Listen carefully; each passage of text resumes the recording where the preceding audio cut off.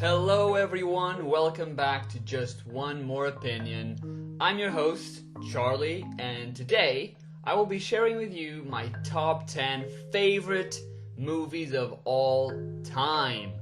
I have talked Marvel, DC, Assassin's Creed, but the film and game industry is bigger than those franchises, and my interest is also more diverse, so today I shall condense my 21 years of movie experience and pick my 10 favorite films, and for the following weeks I'll do the same for games, TV shows and other topics, so I hope you enjoy these episodes, and with that said, let's get started. Okay guys, before I disclose my top 10 favorite movies of all time, I want to explain how I made these very difficult choices. Well, a couple months back, when I had an idea for starting this platform, I decided to organize in Microsoft Excel documents all the information regarding movies, TV shows, games, and music in relation to me, of course. So now I have these compact lists of, for example, all the movies I saw each year, all the games I played each year, and they're listed from the worst to the best, and every time there's something new to add, I put it on the list. I squeeze it between two other entries, trying to rank them as I go, but it's still very hard to do this, especially for movies, when you have watched over 700 movies in the course of 21 years of life, and if you do some maths with those numbers, you can make an assumption as to what type of life that was. So even though I have organized my thoughts on every movie I've watched so far, opinions change. They change with each viewing, with each year, with each personal emotional journey as you begin connecting more with one movie and less with another. So keep that in mind when you hear my list. And I wasn't just looking for quality. Most of these relate to the nostalgic side of me and my connection to the main character and or the story itself. And yeah, a movie that may be regarded as one of the best movies in cinema history will probably not be a part of this ranking, because this isn't top 10 best movies of all time. It is my top 10 favorite movies of all time. And there is a huge difference there. Also remember that I'm still a young man. I'm 21, and although I've watched hundreds of movies, I've still missed thousands of great ones. They're still on my watch list, and maybe one day they'll join this list. But for now, these are my top 10 favorite movies of all time. At number 10, Avengers Endgame. Okay, if you know me, you might be thinking, what the hell? Avengers Endgame only at number 10? That's weird. Well, it is weird, because I wasn't initially considering adding any MCU movie to the list in the first place. Because to me, this Marvel franchise as a whole is my favorite cinematic experience of all time. It's what led me to love storytelling in movies. To any cinephiles out there, if you're listening to this and feeling, I don't know, disgusted, maybe, just know that this is my opinion, my journey, and yes, it started with superhero movies. Deal with it. But it has grown so much, and even that, for me, Avengers Endgame, it's not just another superhero film, it's a whole cultural experience, a culmination of 22 movies that came before, and 11 years in the making. It's a love letter to the millions of fans who see themselves reflected on this fantasy world where sometimes we would rather be, because our own planet feels much more villainous and darker sometimes, let alone more boring, of course. And these heroes have made us smile, laugh, and cry with them. And in this 3 hour long movie, all these emotions and more were felt on such a deep level that I couldn't leave it out in the end. Avengers Endgame might not be a perfect movie, it might not be even the best MCU movie, but it was truly a gift from the Russo brothers, from Kevin Feige and Marvel Studios, and as it broke records, it also broke hearts as we said goodbye to some of our favorite characters and awaited for a new phase in this spectacular franchise. So no, I shouldn't have even considered, even dared to leave this one out. At number 9, Parasite, directed by Bong Joon-ho, and the first non-English language film to win the Oscar for Best Picture last year. And rightfully so. If you haven't watched this South Korean genre-bending masterpiece, I sincerely recommend that you go watch it as soon as possible. Whatever reasons you have for delaying this vital watch, trust me, put those aside and go see it. It is unlike anything you've seen before, and damn it. Maybe I'm overhyping it. Okay, I'll underhype it. It's really funny, it's really dark, it's meaningful, whatever. Damn it. You know what? Even if I downplay it or I highlight it, the result will be the same. You will finish the movie questioning at least a part of yourself that you didn't even know was there. The philosophical and social expedition we embark on as we explore the lives of the Kim and Park families and the points in which they converge and diverge just transforms Parasite into a culturally important and rich movie that you're missing out on if you haven't checked it out. So I urge you to do it whenever you can. Believe me, you won't regret it. At number 8, Life of Pi, directed by Ang Lee. This 2012 film won 4 Oscars and was nominated for another 7, including Best Motion Picture of the Year. And Life of Pi is one of the first non-superhero, non-animated movies I watched in my life. I also believe it was one of the first non-dubbed movies I've watched. If you don't know this, I'm actually Portuguese, so English is a second language, and, well, I'm pretty sure my accent just gave it away. And this film, this visual marvel, this cinematic masterpiece, it's also one of the few movies I've rewatched more than 5 times. Again, not counting any Marvel stuff, of course. I just fell in love with the character of Pi, with his relationship with the tiger Richard Parker. I'm a sucker for any movie that involves animals, so you know. And in the mystery of this story, I was so immersed in it. The veracity of this almost magical tale.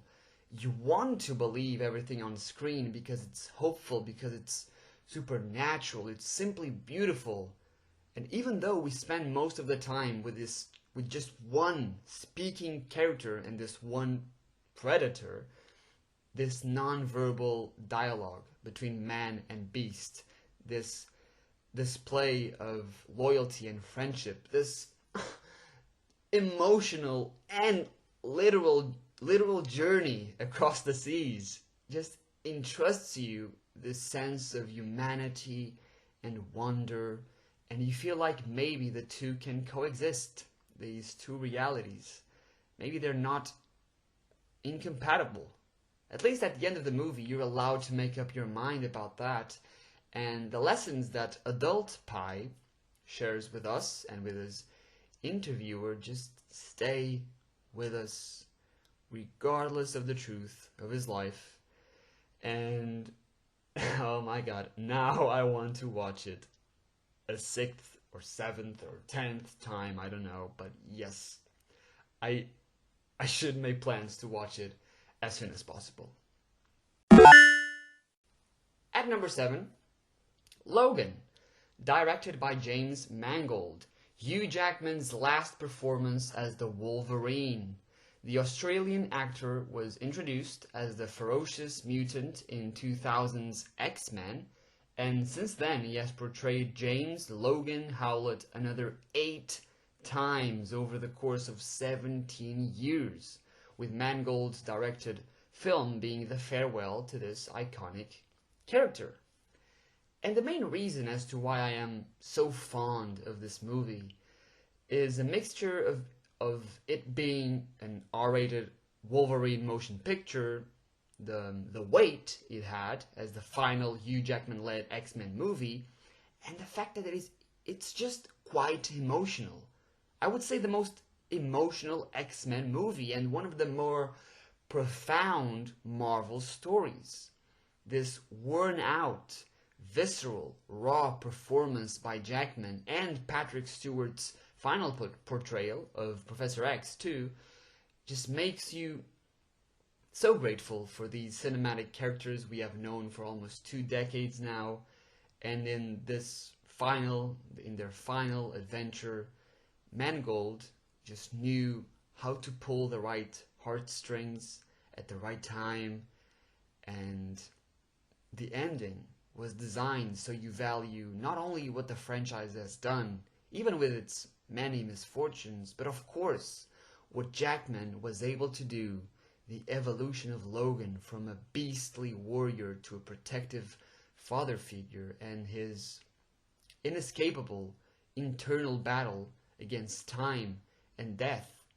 And it all came to a close in 2017, and I am so very thankful that the Wolverine's last movie appearance was written and directed with a passion it truly, truly deserved. At number 6, the 2009 animated movie Up. Directed by Pete Docter and Bob Peterson, this is the only animated film on my list, but it is rightfully present because the story of Up is, in my opinion, unlike any other kids movie I have watched. That's probably why it won Best Animated Feature Film at the Academy Awards and was even nominated for Best Motion Picture too, because it was that good. For me though, it all came down to Carl's relationship with his late wife and how he was handling grief, his plans for the future, and what he wanted to do and be with the time he had left. The soundtrack is one of the best bits about the movie. Every time I listen to it or even remember it, I am taken straight back to that nostalgic place, that reflective state of mind, and no wonder it won an Oscar for the original score too. It was mesmerizingly great. It is undoubtedly my favorite animated movie by a long shot. Of course, it's on the list. And although it's called Up, although we travel by air inside Carl's house, which is equipped by thousands of balloons, the movie is still very grounded because it tackles human themes and never once undermines the importance and beauty of life. At number 5, I Am Heath Ledger. 2017 documentary directed in part by the duo of Adrian Buitrenuis, I'm probably saying that wrong, and Derek Murray, and partly by the late Heath Ledger himself.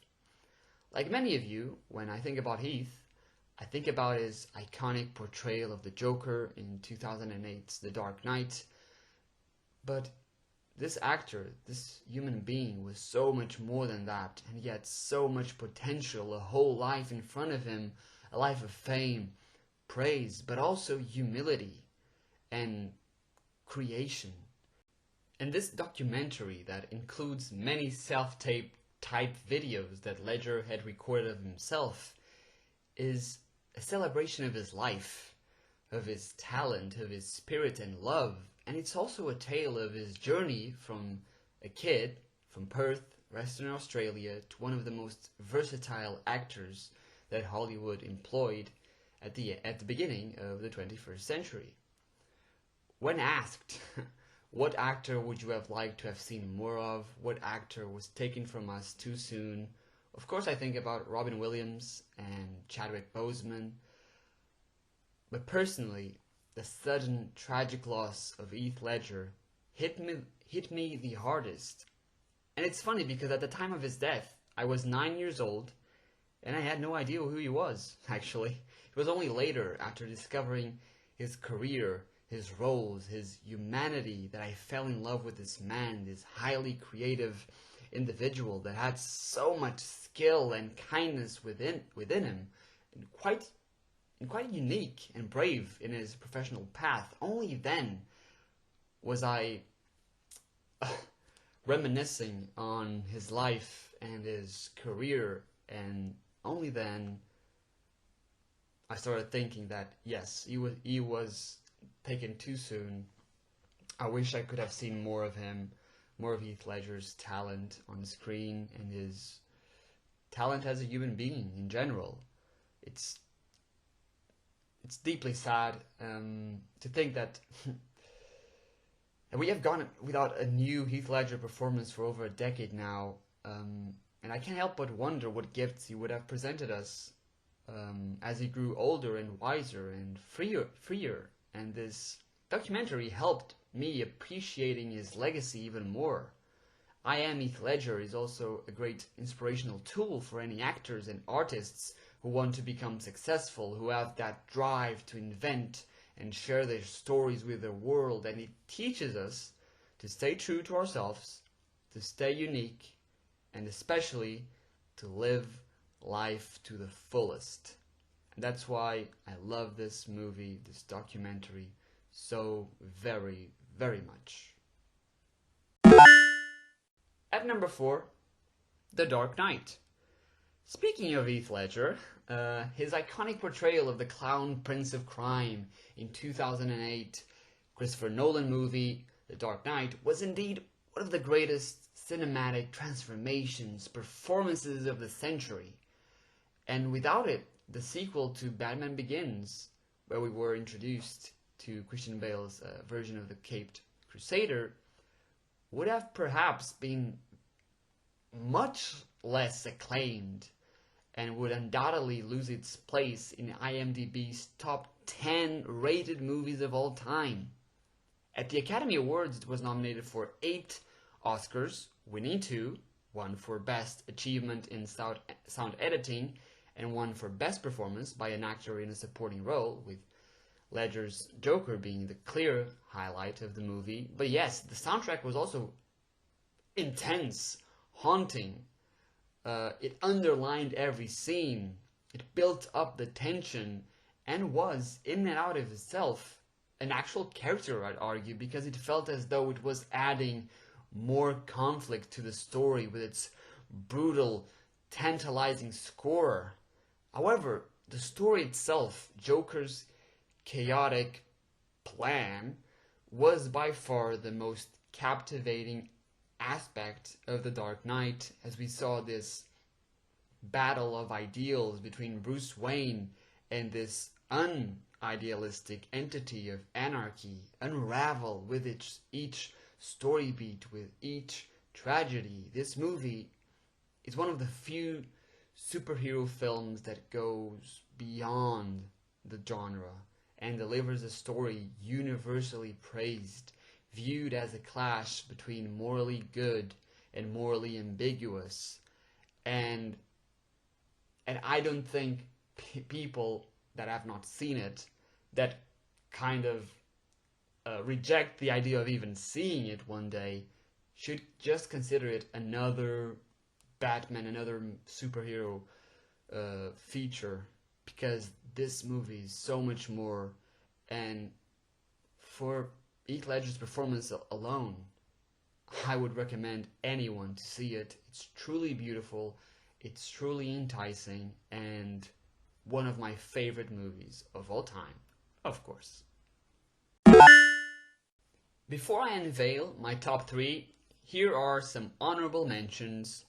2019's Marriage Story from Noah Baumbach puts Scarlett Johansson and Adam Driver into an Oscar-worthy family feud about love, commitment, dreams, and support. The acting and direction is profound and gorgeous, and by the end of the film, you understand a bit better why the story is less about marriage and more about self-love. In 2015, director Sebastian Schipper released Victoria, a story about a young Spanish woman of the same name, living in Berlin and meeting a group of curious, mysterious guys after a night out. The story takes place around 4:30 a.m., and the camera never leaves Victoria and her new friends, making this one of the few movies that is truthfully one take long. The plot is also very enticing and intense, and one of my absolute recommendations. Go watch it if you haven't. 2011's Warrior is, at first glance, a sports movie from Gavin O'Connor about two grown men fighting in an MMA tournament, starring Tom Hardy and Joel Edgerton. But when you watch it, and when you really take it in, it's actually a story about family and what we do for family. And even though there is action throughout the film, the dramatic tension between our main characters is the most compelling characteristic of Warrior, another absolute must-watch for everyone. I was recommended this by a YouTuber I follow, and I am so glad that I took his advice and I watched this, because it really became one of my favorite movies of all time. So let's continue to my top 3. At number 3, Marley and Me, a 2008 comedy featuring Owen Wilson and Jennifer Aniston as they start a family, a life together, and decide to have a golden retriever called Marley as their first baby. The relationship between dog and man, the vibrant personality of Marley, and the passing of time as the family grows and job opportunities for both adults appear and take them on different paths, are some of the elements why I love this movie so much. Because for me, a comedy film needs to have a lot of heart too. It needs to make me cry as hard as I laugh. And in this movie, this brilliant showcase of canine love is the perfect example of that. As you probably know by now, I said it in the beginning, I am a sucker for any movies that have animals in them, and it actually has been a while since I rewatched Marley and Me, and that's because I do not feel like crying.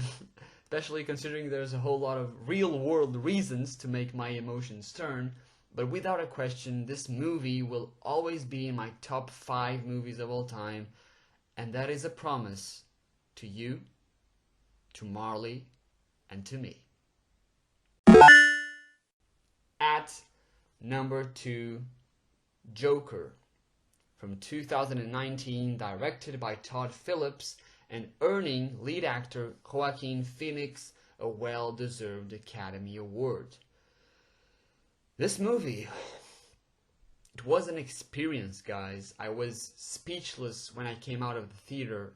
I felt repetitive goosebumps in very particular scenes every time I rewatched it. Even more than a year later after release, I still get tense, shocked, hypnotized by Phoenix's portrayal of Arthur Fleck, this deeply humane, flawed take on the most famous comic book villain of all time. This detailed character study that makes you empathize with this man that is portrayed as vicious, malicious, dangerous, and crazy in the comics and other movies. And here, he is simply a man having one bad day, or one bad week, or one bad life. And personally, that's all I needed from a Joker original film. A possible origin story for Batman's arch enemy and grounded in whatever reality the director and DC deemed best. For those reasons and countless more, Joker is my second favorite movie of all time, and I just gotta praise it. Every time I watch it, I just get more immersed in the story, immersed in Arthur Fleck. I empathize with him a little bit more. And for anyone who doesn't empathize with Arthur Fleck, with Joaquin's Joker, as much as I do, let me tell you, go and rewatch it again, or just take yourself out of your comfort zone, because this movie has a lot to give. It has a lot to say, and that's why I love it so much. That's why I've seen it so many times in a year and a half, and I think you should too. And now, my top pick, number 1 on the list. It's a movie that not a whole lot of people know, actually. In fact, I don't think that if I did like a questionnaire and asked my friends and family what my favorite movie was, they wouldn't even know the answer. Because it's not a movie I usually talk about or recommend even. Even though I've watched it maybe like 7 times, almost every time I did, it was to introduce it to a friend or a family member. But yeah, it's not a very famous movie. I don't think other people even know that I've watched it or that it even exists. So what is it? What is this mystery number 1 movie on my list? Well, it's called Mr. Nobody. It's from 2013, directed by Jaco van Dormael and starring Jared Leto. What is it about, you ask? Well, I like to say that it tackles 3 major themes: love, time, and choice, which together they are basically the definition of life. And this movie is about life and death, how time is an enemy and a healer, how choices, split-second decisions can change the path of your entire life, and how love is the constant, the goal of many, many souls. Add a supernatural vein to this premise and you have Mr. Nobody. It's a very bizarre movie, probably needing a second viewing to get a good hold of its lessons and plot points. Plus, it may also explore some darker subjects that I shall not mention right now, but it's a film that taught me so much about drawing my own journey, being my own man and living up to what I want my life to be, always aware of time and its never-ending flow. If you haven't watched or heard about this movie, I'd suggest watching the trailer for it and seeing if you're interested, because I do understand that it's probably not for everyone, but in my opinion, for me, for this person right here, I just felt connected to it on the highest of levels, and that's why it's number 1, and that's why it's my favorite movie of all time.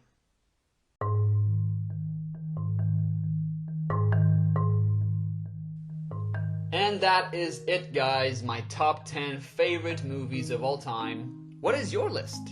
Let me know through Twitter or Instagram. My social media accounts are linked in the description, and I would love to know what your top 10 lists are, and if you have seen or if you haven't seen some of the movies that I mentioned.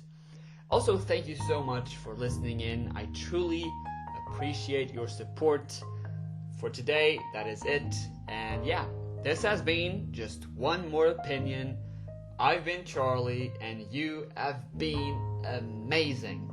Take care, and goodbye.